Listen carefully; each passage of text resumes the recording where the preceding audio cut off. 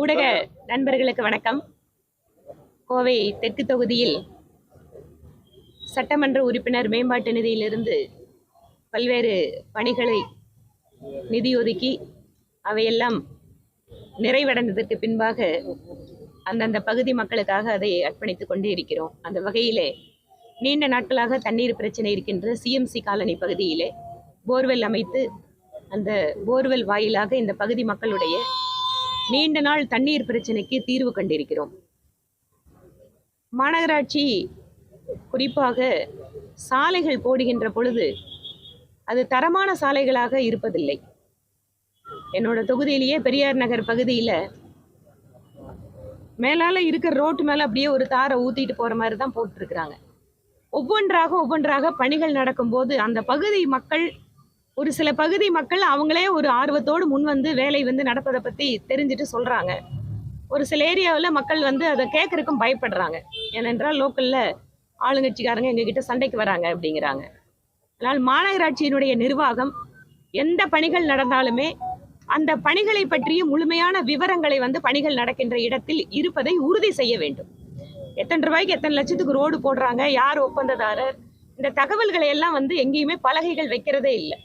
அப்போதான் மக்களுக்கு தெரியும் இது மேலே மேம்பாட்டு பணிகள் பண்ணுறாங்களா இல்லை ரோடு போடுறாங்களா அப்படின்னு. இல்லைன்னு சொன்னால் இல்லைங்க நாங்கள் வெறுமனே பேட்ச் ஒர்க் மட்டும் பண்ணுறோங்கிறாங்க. ஏன் இவ்வளோ பணத்துக்கு இவ்வளோ போடுறீங்கன்னு அப்போ தான் மக்களுக்கு தெரியும்.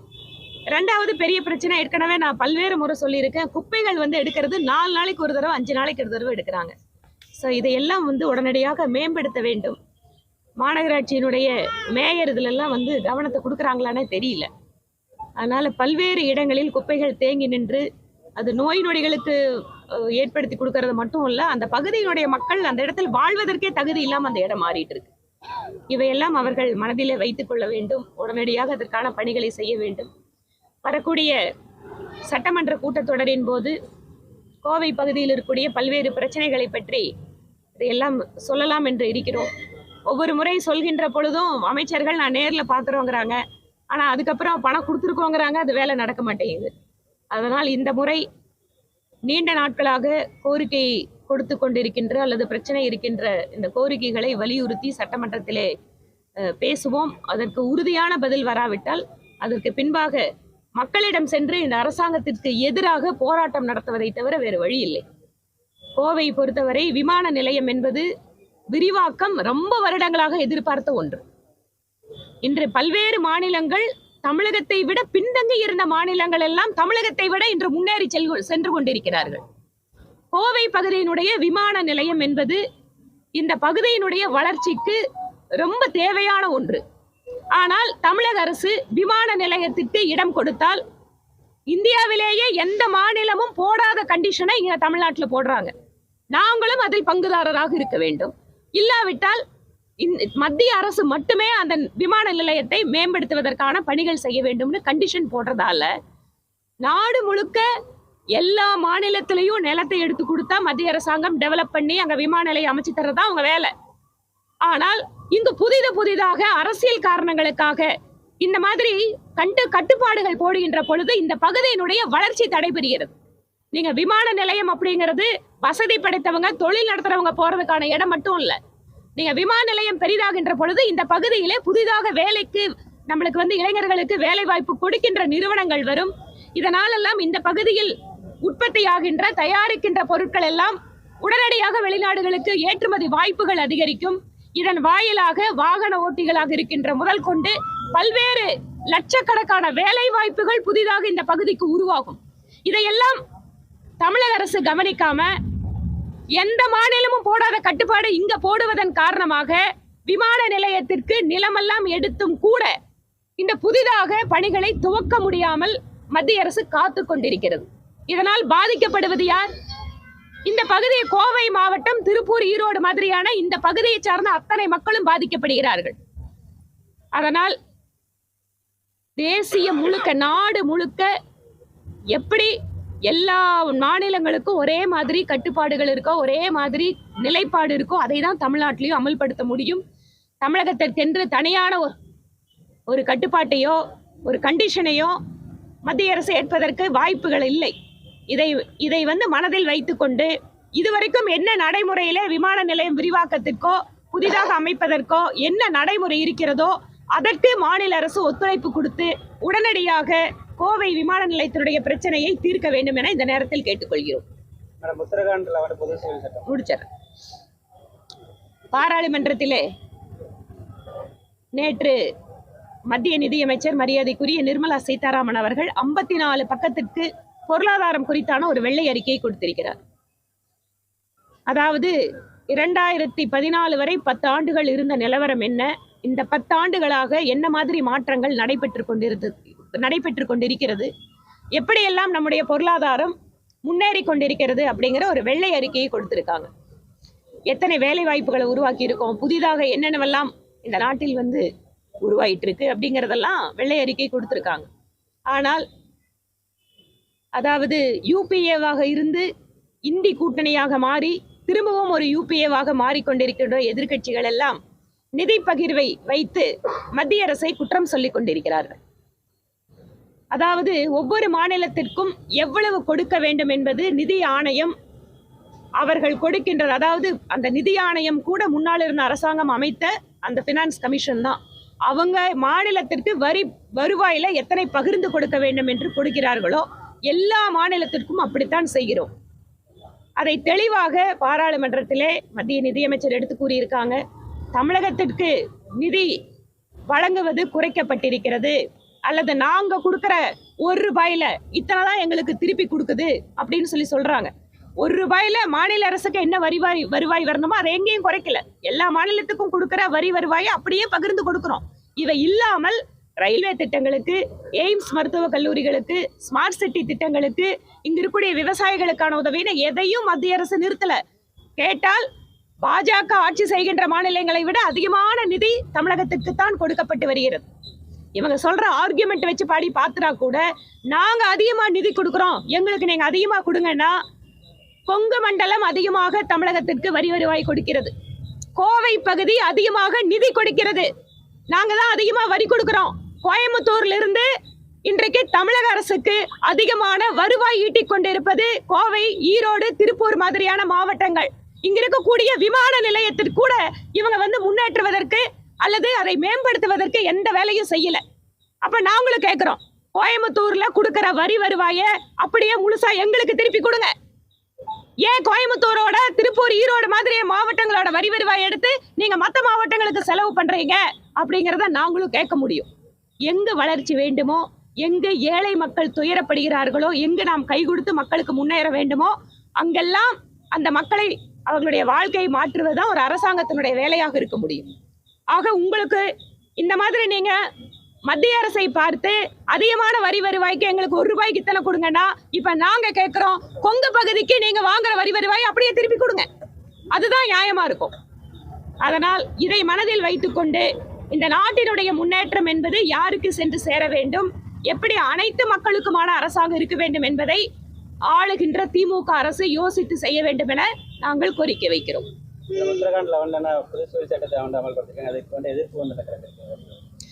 பொது சிவில் சட்டம் என்பது மக்களுக்கு பாரதிய ஜனதா கட்சி உத்தரகாண்ட் மாநிலத்தினுடைய தேர்தலின் போதே வாக்குறுதி கொடுத்தது. மக்கள் வாக்களித்திருக்கிறார்கள். வெற்றி பெற்ற அரசு அதை நிறைவேற்றி இருக்கிறது. பொது சிவில் சட்டம் குறிப்பாக பெண்களுக்கு ஒரு நீதி கிடைக்கின்ற ஒரு சட்டமாக நாம் பார்க்க வேண்டும். நான் இந்த மதம் அந்த மதம் என்று ஒரு பிரித்து பார்த்து ஒவ்வொன்றையும் இதில் எப்படி பாகுபாடுகள் இருக்கிறது அப்படின்னு சொல்லலாம். நிறைய அதுக்கான ஒரு ஆய்வுகள் இருந்து அதற்கான முடிவுகள் இருந்தாலும் அதற்கான கால நேரம் இது பத்திரிகையாளர் சந்திப்பில் அதை பண்ண முடியாதுங்கிறதால பொது சிவில் சட்டத்தை பற்றி ஆக்கப்பூர்வமாக யோசிக்கின்ற, பெண்களுக்கு ஒரு பாகுபாடற்ற, பாரபட்சம் இல்லாத சட்ட பாதுகாப்பும் நீதியும் வழங்கப்பட வேண்டும் என்றால் பொது சிவில் சட்டம் அமல்படுத்தப்பட வேண்டும். உத்தரகாண்டில் வந்திருக்கூடிய சட்டத்தில் இன்னும் ரூல்ஸ் எல்லாம் வரல. அதனால் அந்த ரூல்ஸ் ஃப்ரேம் பண்ணுறதுக்கு நிச்சயமாக அரசாங்கம் அடுத்த கட்டமாக போகும். அதனால் இதன் வாயிலாக மத பாகுபாடு இல்லாமல் அத்தனை பெண்களுக்கும் திருமணத்திலேயும் சரி, சொத்திலேயும் சரி, தனிப்பட்ட சட்டங்களில் ஒரே மாதிரியான நீதி கிடைப்பதற்கு வழிவகை செய்யப்படும். இதை பற்றிய ஆரோக்கியமான விவாதங்களை பாரதிய ஜனதா கட்சியினுடைய மகளிர் அணி தலைவர் என்கின்ற முறையிலே நான் வரவேற்கிறேன். சிவில் சொசைட்டியும் சரி, பெண்களுக்காக பாடுபடுகின்ற அமைப்புகள், சட்டத்தில் இருக்கக்கூடிய அதை பற்றியெல்லாம் தெரிந்த விற்பனர்கள் எல்லாமே இது குறித்து ஒரு ஆரோக்கியமான ஒரு கருத்தரங்கு விவாதங்களை நடத்துவதற்கு நான் வரவேற்கிறேன். நேற்று ஆர்பி உதயகுமார் என்ன சொல்லியிருக்காருன்னா, அண்ணாமலையில அவருடைய அப்பா வந்தாலும் அதிமுக அழிக்க முடியாது, அதிமுக அழிக்க பாஜக முயற்சி பண்ணதுன்னு ஒரு குற்றச்சாட்டு வச்சிருக்காரு. ஒரு கட்சியை அழித்து இன்னொரு கட்சி வளர வேண்டும் என எந்த கட்சியும் நினைக்காது. பாரதிய ஜனதா கட்சியும் நாடு முழுவதும் எங்களோடு எத்தனையோ கூட்டணி கட்சிகள் எல்லாம் இருந்திருக்கிறார்கள். எங்கேயும் இந்த கட்சியை அழிக்கிறதுனா அப்போ அது ஏன் அப்படி அவர்கள் புரிந்து கொண்டிருக்கிறார்கள் என்பது அர்த்தம் அல்ல. எங்களுடைய கட்சியை நாங்கள் வளர்த்துகிறோம் என்றால் அடுத்த கட்சியை அழிப்பது அப்படிங்கிறது பொருள் அல்ல. இது ஒரு தவறான அந்த எண்ணத்துல அவங்க பேசுறாங்க போல இருக்கு. அதே சமயம் அழிக்கும் பட்சத்துல ஒரு கவுன்சிலரை கூட ஜெயிக்குவேன் அப்படிங்கிற மாதிரியான ஒரு யாராக இருந்தாலும் தனிப்பட்ட தாக்குதலை நான் ஒருபோதும் ஒத்துக்கொள்வதில்லை. ஒவ்வொரு கட்சியினுடைய தலைவரும் அவங்க மக்கள் பிரதிநிதிகள் யாராக இருந்தாலுமே தனிப்பட்ட தாக்குதலோடு நடந்து கொள்வது என்பது அவர்களுடைய அந்த ஒரு தனி மனித மரியாதையும் சரி, மக்கள் அவர்கள் மீது வைக்கின்ற மரியாதையும் அது மாறும். அண்ணாமலை போறவங்க ஒரு மண் குதிரையில ஆத்துல இருந்த சமம் அப்படிங்கிற மாதிரி சொல்றாரு. இந்த கூட்டணி தொடர்பான விஷயங்கள், எங்களோட கூட்டணியில் இருந்தது, இது எல்லாமே ஒரு தெளிவான முடிவு வர்ற வரைக்கும் இந்த மாதிரியான கருத்துக்களை கொஞ்சம் அவாய்ட் பண்ணணும்னு நான் நினைக்கிறேங்க. அவங்களுக்கு ஒரு கோரிக்கை வைக்கிறேன். அதுதான் முடிஞ்சதுங்க, என்னோட பதில் முடிஞ்சது.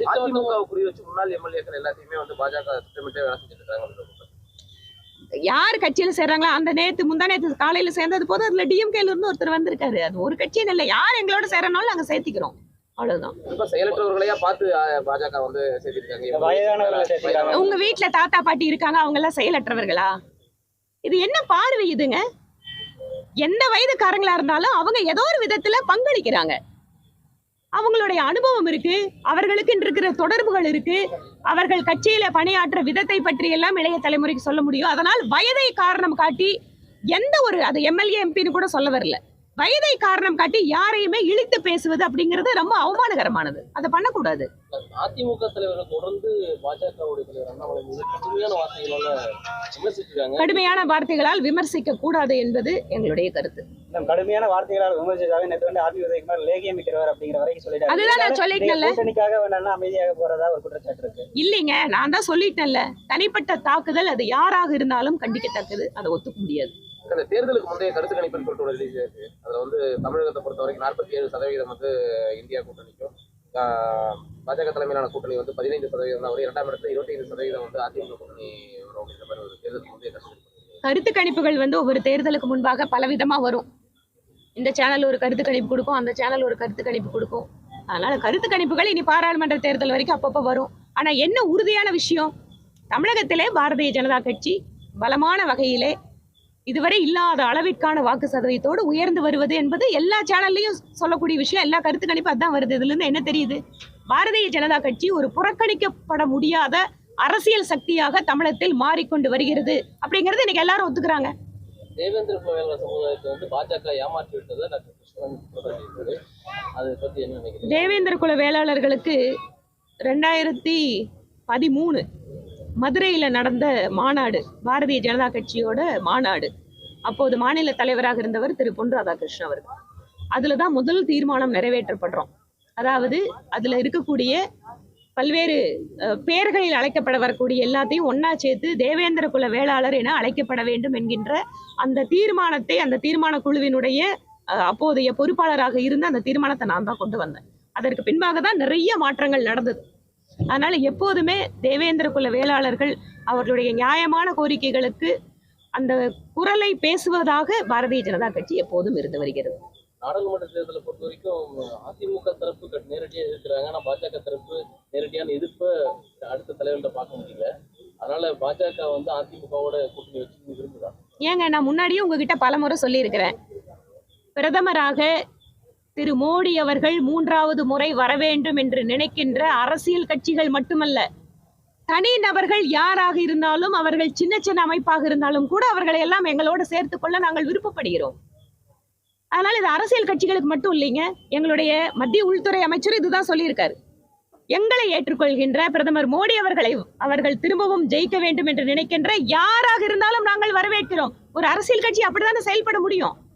உங்களோட வார்த்தைகள் இல்ல உங்களோட எதிர்பார்ப்புக்கு நாங்க பதில் சொல்லங்கிறதால நீங்க 4 தடவை இல்ல 5 தடவை திருப்பி கேட்டாலும் நான் தான் சொல்லுவேன். நீங்க மோடி வரணும்னு நினைச்சாலும் உங்களையும் சேர்த்துக்குவோம். அதிமுக கூட்டணியில எஸ்டிபிஐ கட்சி இருக்கு. இப்ப நம்ம எப்படி கூட்டணிக்கு எப்படி பேசுறது?